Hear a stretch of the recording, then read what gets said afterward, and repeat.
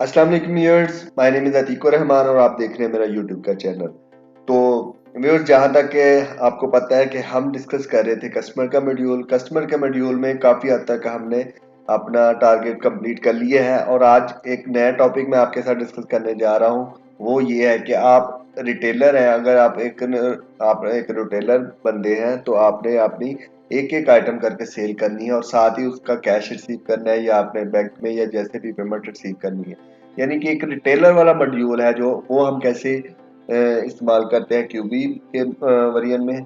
तो बहुत आसान है, बहुत इसके फायदे आपको नजर आएंगे।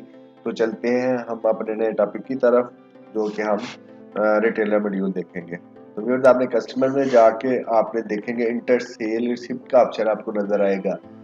तो इसका फायदा ये है कि आपको अलहदा से पहले सेल ऑर्डर नहीं बनाना पड़ेगा, पहले आपको इसका एस्टिमेट नहीं बनाना पड़ेगा, आपको इसकी पहले से इनवाइस नहीं बनानी पड़ेगी और इनवाइस बनाने के बाद आपको फिर दोबारा से किसी नए मॉड्यूल में जाके पेमेंट रिसीव नहीं करनी पड़ेगी। यानी कि ये सारी चीज़ें आपको इकट्ठी इसी एक मॉड्यूल में नज़र आ जाएंगी। यानी कि ये होता ये है कि इस मॉड्यूल का फ़ायदा ये है कि आपका रिटेलर का या होलसेलर का काम है, जो भी है आपके पास कस्टमर आते हैं, कैश देते हैं, चले जाते हैं चीज़ें लेके, आपने इन्वेंट्री भी आउट करते जाना है, कैश भी रिसीव करते जाना है और इनवॉइसें भी जनरेट करते जाना है।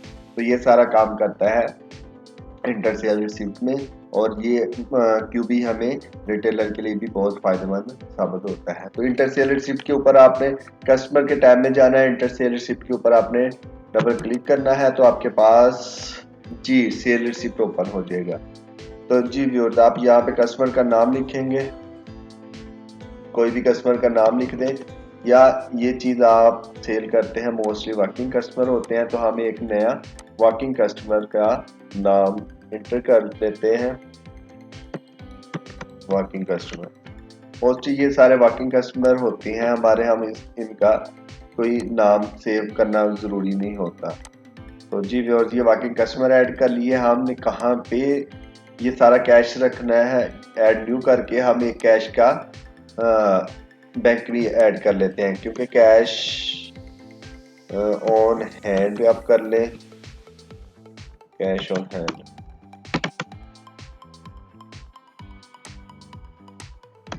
जी, सब अकाउंट रहने दें, हमारे पास cash on hand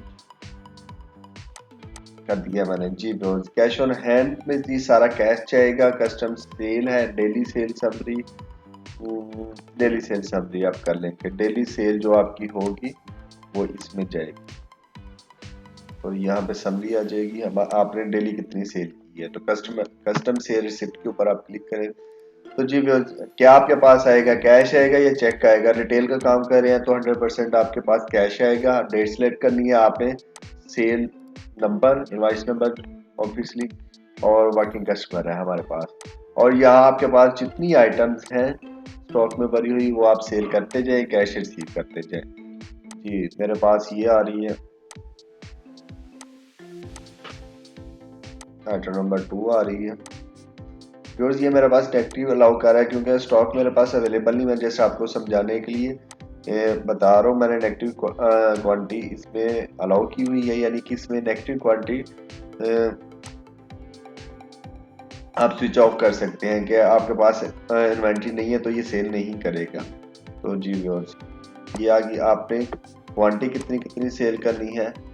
12 piece cell कर रहे हैं, 15 पीस सेल कर रहे हैं, 10 पीस सेल कर रहे हैं, 5 पीस सेल कर रहे हैं। जी, ये आपके पास रेट पहले से गिवन होते हैं। कस्टमर मैसेज आप लिख लें, थैंक यू फॉर, यहाँ नंबर लिख दें, सेल इनवॉइस नंबर 1।